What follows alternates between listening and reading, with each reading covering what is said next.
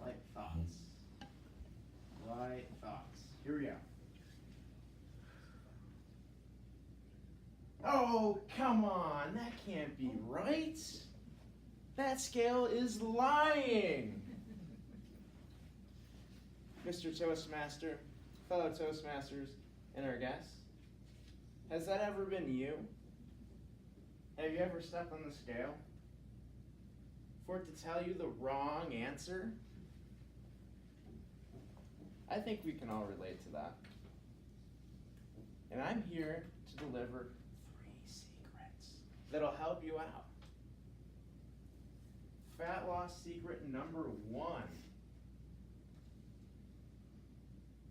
We've been operating on the wrong method. How many of us have tried to cut our calories, and it works maybe a little bit, and then it stops working? All right, go ahead and show your hands if you tried this. Did it work? No? Did it hit a plateau, or did it just flat out not work? Just flat out not work? That's because our body doesn't like to change. When you go from eating 2,000 or 2,500 or 3,000 calories and drop it to 1,200, the body goes, oh, we need to preserve our energy, not burn it. Therefore, we need to utilize a different method. And a different method would be looking at the hormones in our body that are telling us to store body fat. Some of these include insulin, might even include cortisol, and another popularly known one is your thyroid hormones. We need to pay attention to these and make sure these are running correctly in order for you to lose weight. Fat loss secret number 2. This one's not so secret. You might already know it. Stop eating the garbage. Take out the sugar, take out the processed foods, because this stuff spikes your blood glucose, which in turn spikes your insulin. This is why I mentioned it before.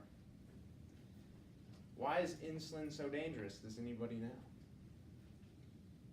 It's dangerous because it stores body fat, especially in irregulated circumstances where you're in an insulin-resistant state, because a lot of us Americans like to have donuts for breakfast, like to eat pizza for lunch, and have spaghetti for dinner, and then have snacks in between. And your insulin's doing this all day long, and it doesn't have a chance to chill out. So your body goes, whoa, whoa, whoa. We can't let all that in the cells. So what does the brain do? The brain says, hey, we need more insulin. The stuff's not getting in the cells. So the body increases insulin output and then stores more body fat. Also with that, leptin, another hormone, is actually a hunger satiety hormone, the hormone that tells you, hey, I'm full, that becomes resisted as well, leaving you feeling hungry all the time. It's a vicious cycle. So we need to break that. We're going to break that by fat loss secret number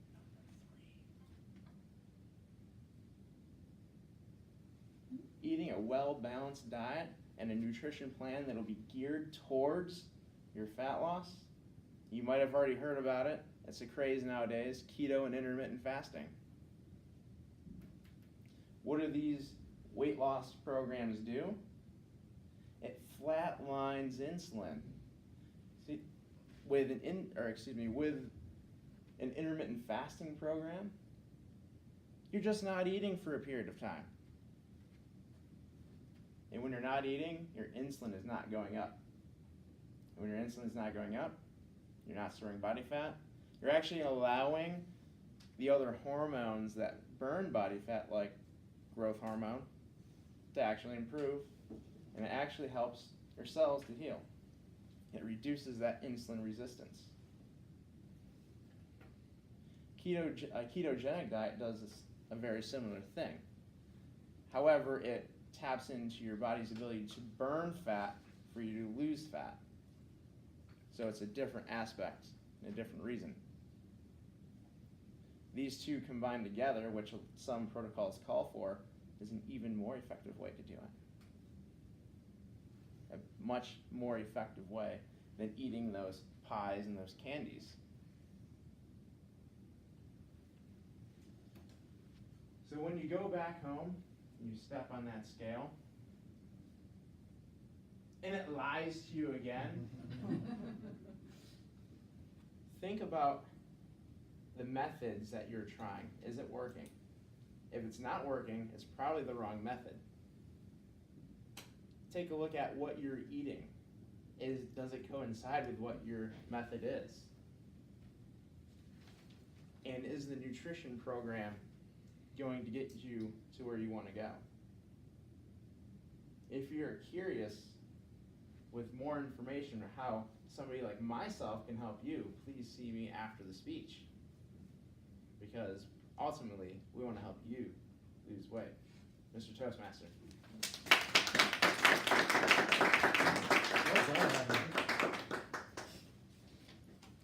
It was very impressive.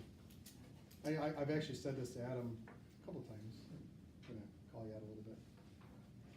You've come so far in the past less than 2 years, right? Less than 2 years? It's been less than 2 years. Wow. Wow. Very impressive. So everyone, if they take just a moment to share a couple of thoughts with Adam, tell him what you liked, what you enjoyed about his speech, and maybe tell him if you have any suggestions that he can use when he gives his speech officially in a couple weeks.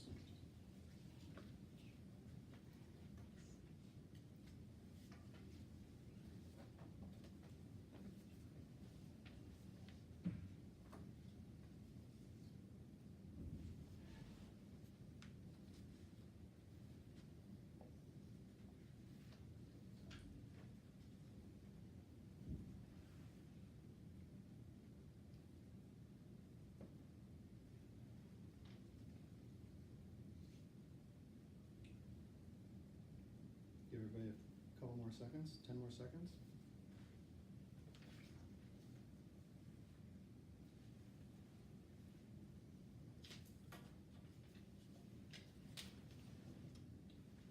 All right, thank you.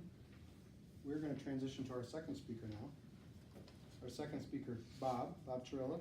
He's working from the Innovative Planning Manual. He's working on project number 5, Understanding Your Leadership Style. He'll be speaking between 5 and 7 minutes. For those of you who may not know, Bob is a mediator, is a college professor, and